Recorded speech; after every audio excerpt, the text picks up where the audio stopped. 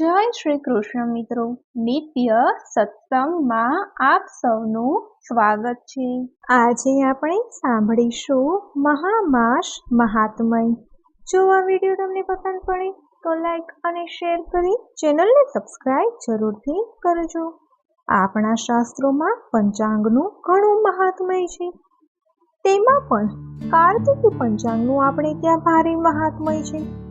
કાર્તિકી પંચાંગ મુજબ વર્ષ દરમિયાન આવતા 12 માસમાં પ્રથમ માસ કારતક છે, તો છેલ્લો માસ આસો છે।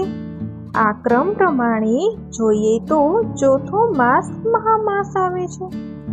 મહામાસ આવે એટલે ભગવાન શિવ યાદ આવે જ આવે, કારણ કે આ માસની વદ તેરસે મહાશિવરાત્રિ આવે છે, જેને દરેક હિન્દુ ખૂબ શ્રદ્ધાપૂર્વક પોતાની સ્થિતિ પ્રમાણે ઉજવે છે।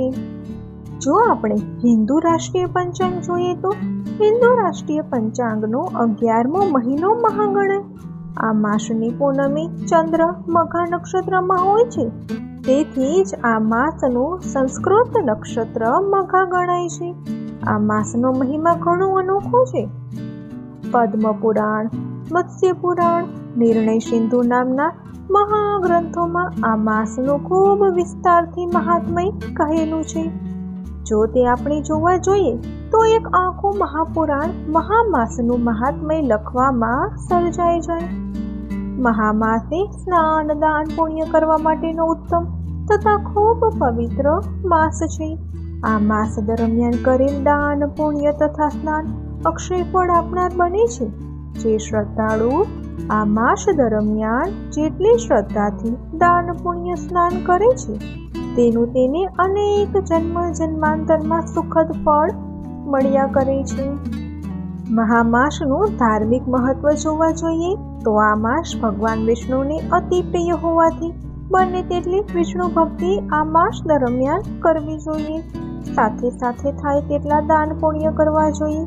મહામાસની અમાસને મૌની અમાવસ્યા કહેવાય છે। આ માસની દરેક પવિત્ર તિથિ પ્રતિપદા, ત્રીજ, પંચમી, સપ્તમી, નવમી, એકાદશી, ત્રયોદશી, પૂર્ણિમા, અમાવસ્યાએ દરેક શ્રદ્ધાળુએ બને તેટલું દાન કરવું જોઈએ।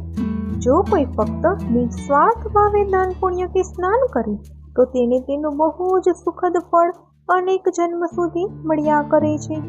જો કોઈ મનુષ્ય આ માસ દરમિયાન વિષ્ણુ ભક્તિ કરે અથવા ઓમ નમો ભગવતે વાસુદેવાય મહામંત્રનું લઘુ અનુષ્ઠાન કરે તો તેને તેના મૃત્યુ પછી દેવતાઓના 24,000 વર્ષ સુધી વૈકુંઠમાં રહેવાનો લાભ મળે છે।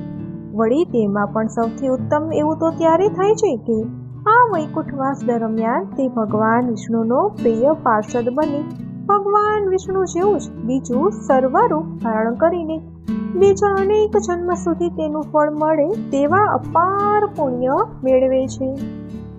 ગીતાજીમાં ભગવાન શ્રી કૃષ્ણએ સ્પષ્ટ કહ્યું છે કે છંદોમાં ગાયત્રી છું તથા મહિનાઓમાં માક્ષર મહિનો છું અને ઋતુઓમાં હું વસંત છું, અને મહામાસમાં જ વસંત ઋતુની શરૂઆત થાય છે।